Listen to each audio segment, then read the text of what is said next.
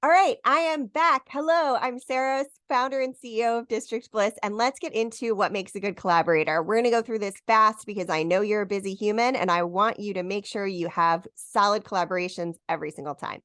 So, first of all, you want to make sure that that person holds up their end of the agreement. What that means is if you ask them to provide swipe copy or promote in a specific way, that they hold up their end of that bit. So make sure that you are also doing that, because all of these you should be doing as well, because that makes you a good collaborator. But you want to make sure that that agreement is outlined clearly, that everyone knows what they're responsible for, because the goal is that you always come away from this feeling awesome. Everyone feels great. And that is the number one step.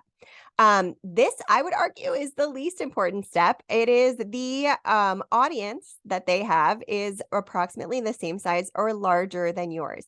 Now, the reason that I say that, and this includes social media, wherever you're promoting, so listserv or newsletter, wherever you're promoting, yes, you do want them to have enough eyeballs on what you're promoting.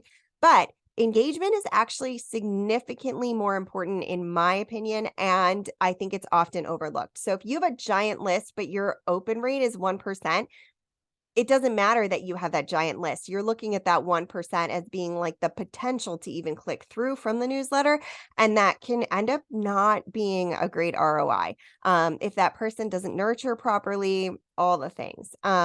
So also engagement on social media, you can buy bots to follow you. You know, if they have 60,000 followers, fine. But if they only have like one person commenting or like 25 clicks to their bio, that's not great. So it's the engagement that is actually the more important piece. So as you go through, it's okay to ask about list size, but also make sure you consider engagement. If that person has a smaller list, that still might be a highly active list, and I don't want you to overlook that.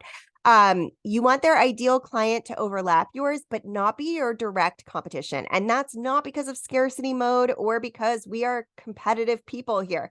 It is because it causes buyer confusion if you are both offering the same thing. So if you are a marketing expert and you are coming together with a marketing expert who does literally the exact same thing as you, the person who is seeing what you're putting out together will either not know that you're a different business, or it will cause confusion. You will get a bunch of questions, which are essentially objections.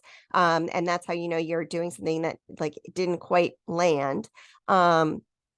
So you want to make sure that there is no confusion, because that way people will buy from you, and they will just, if it is confusing, they will just navigate away and not purchase. So make sure it isn't your direct competition. You want to make sure that that other person is invested in the collaboration. And I don't mean monetarily. I mean, they give a damn about the success, because that means they'll hold up their end of the agreement. That means they'll show up in a positive, excited way. So make sure that they care. And then you also want to make sure that their business complements yours. If you are a business coach and you are bringing in a financial expert, your people who are coming to you for business coaching, they probably need a financial expert or a copyright attorney. So those pieces of business that maybe you are not an expert in, but that other people are, those are the best kinds of collaborations, because it is more likely that people will buy from one or both of you. So there you go. Enjoy your collaborations, and I will see you on the inside. Let me know how it goes. I can't wait to hear.